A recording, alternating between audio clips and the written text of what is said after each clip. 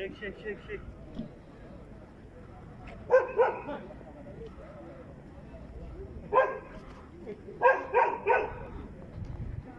Çek hocam çek.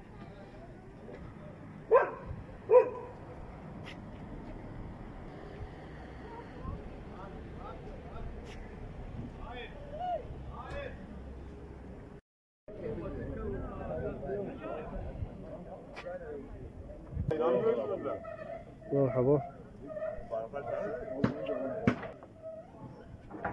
Ne diyorsunuz muhtarımlar? Yo oğlum ne de uğraşıyor.